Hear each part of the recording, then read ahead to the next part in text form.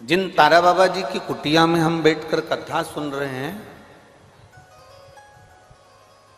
इनका जन्म भी शिवरात्रि का है और इनकी जो ज्योति उस शिव में समाहित हुई, इनकी जो आत्मा परमात्मा में वापस जाकर मिली, वो तिथि भी शिवरात्रि है।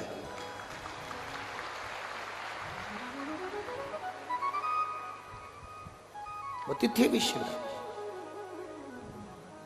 इसलिए माघ की शिवरात्रि और फाल्गुन की शिवरात्रि, ये दोनों शिवरात्रि तारा बाबा की कुटिया में एक भव्यता के रूप में मनाई जाती है। भव्यता।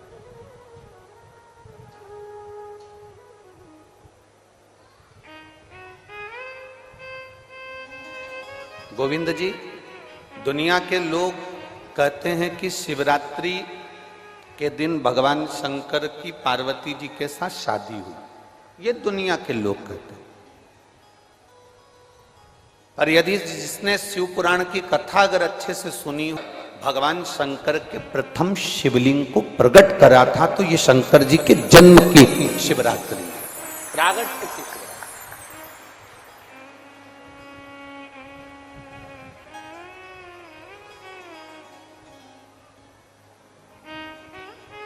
ये शिव जी के प्रागट्य की शिवरात्रि।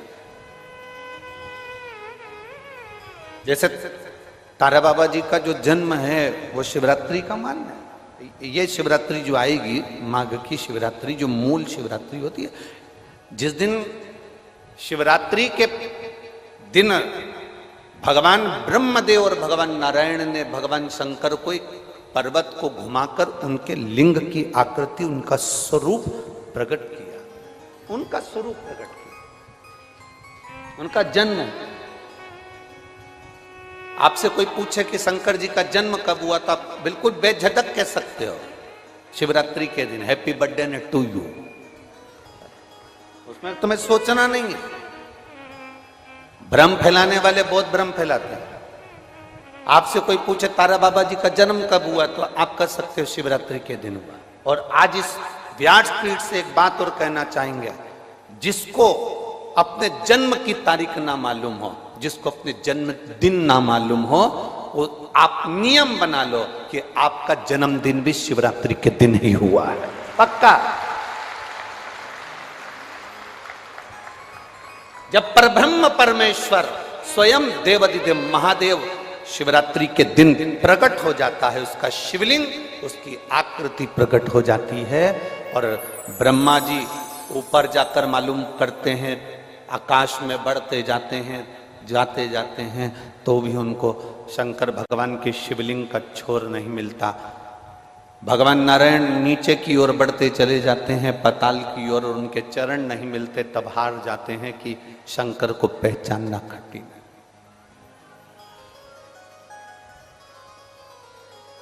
शिव को पहचानना, शिव को जानना कठिन है,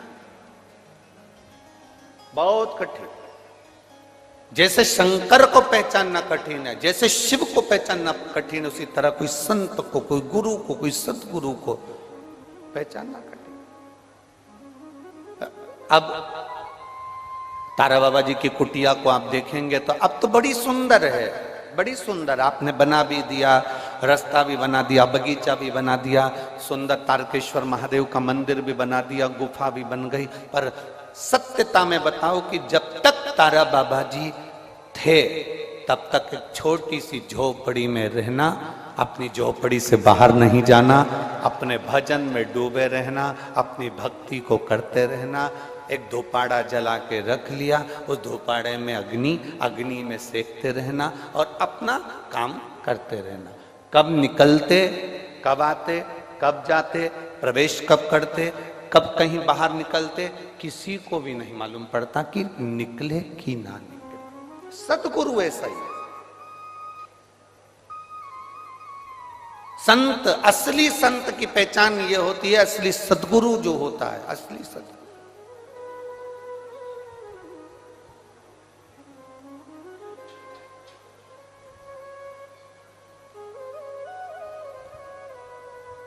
हमने यहां देखा तारा बाबा जी की कुटिया के बाहर से दर्शन कराते हैं, उनके समाधि स्थल के कराते हैं, बाहर से दर्शन समाधि स्थल का जो दर्शन कराते हैं बाहर से कराते हैं। कल रात्रि को सावन पंडित जी कह रहे थे, गुरुजी अपन इतनी सारी जगह गए, कई समाधियों पे अपन ने दर्शन करे, वहां तो बिल्कुल अंदर तक सभी को दर्शन कराते हैं, यहाँ बाहर से दर्शन कराते हैं। हमने कहा इसी को समझ कहते हैं। शिव महापुराण में एक वर्णन आता है, पशुपति नाथ का व्रत करो, 16 सोमवार का व्रत करो, सोमवार का व्रत करो, शिवरात्रि का व्रत करो, चतुर्थी का व्रत करो, तीज का व्रत करो, एकादशी का व्रत करो, पूर्णिमा का व्रत करो, आपका मन पड़े वो व्रत करो।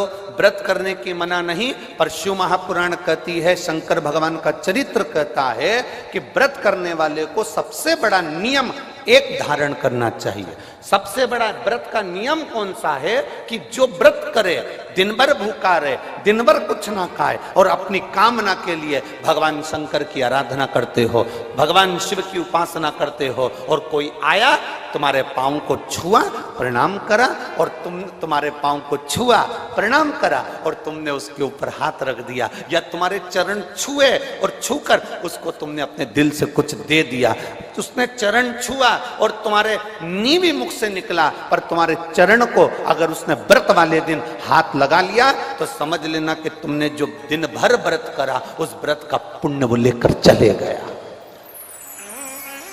तुम्हारे व्रत का पुण्य वो लेकर चले गया। कई माताएं कहती हैं हमने पशुपति व्रत करा था, हमने ये वाला व्रत करा था, हमारा व्रत तो सफल ही नहीं हुआ, हमारी पड़ोसन ने व्रत करा, उसका व्रत सफल हो गया। कारण उसका ये है कि तुम्हारा व्रत जिस दिन था उस दिन तुम्हारे कोई ना पांव पड़ा होगा, पांव पड़ा, चरण छुआ, और सबसे बड़ी बात है तुम अनुभव कर देखना, अपने पैर के अंगूठे पे एक लोटा जल डालकर देखना, ठंडा पानी डालकर देखना, तुम्हारा भेजा भी ठंडा हो जाता है। अर्थात पांव के अंगूठे में, पांव में वो बल होता है कि व्यक्ति के चित्त, वृत्ति, मन और बुद्धि का सब कुछ चरण छूने वाला खींच कर ले जाता है। ये निश्चितता है। आपका पुण्य वो खींच कर ले गया, आपके व्रत का फल वो खींच कर ले गया, आपकी आराधना का फल वो खींच कर ले गया, आपकी साधना का फल वो खींच कर ले गया।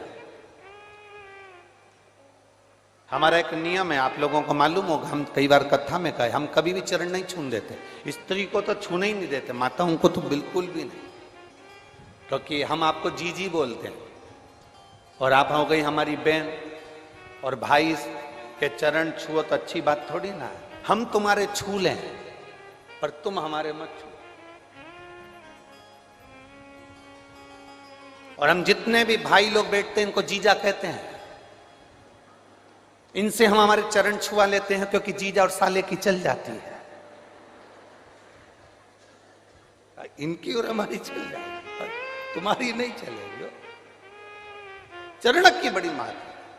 व्रत करने वाली माता चाहे उपास कर रही हो, साधना कर रही हो, नियम धारण करी हुई है, जिस दिन तुम्हारा व्रत है, एकादशी का व्रत है, उस दिन अपने पांव को हाथ मत लगाने दो। जिस दिन तुम्हारा पशुपति व्रत है उस दिन तुम्हारे चरण को कोई को छूने मत दो।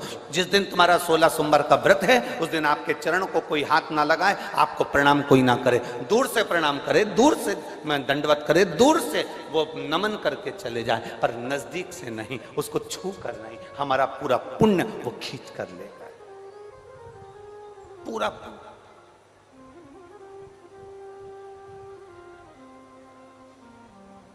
भगवान नारायण के चरण दिखते हैं, बोलो दिखते हैं कि नहीं दिखते? जम के बोलो जरा, दिखते हैं ना। भगवान ब्रह्मा जी के चरण दिखते हैं, माता लक्ष्मी के चरण दिखते हैं, भगवान ब्रह्माणी के चरण दिखते हैं, इंद्राणी के चरण दिखते हैं, गरुण देव, वरुण देव, सबके चरण दिखते हैं। केवल एक शिवलिंग, शंकर भगवान का केवल एक शिवलिंग ऐसा होता है जिसके चरण नजर नहीं आते कि इनके चरण कहां पर, चरण कहां है किसी को नहीं मालूम। वो तो अपनी तप साधना में लीन है।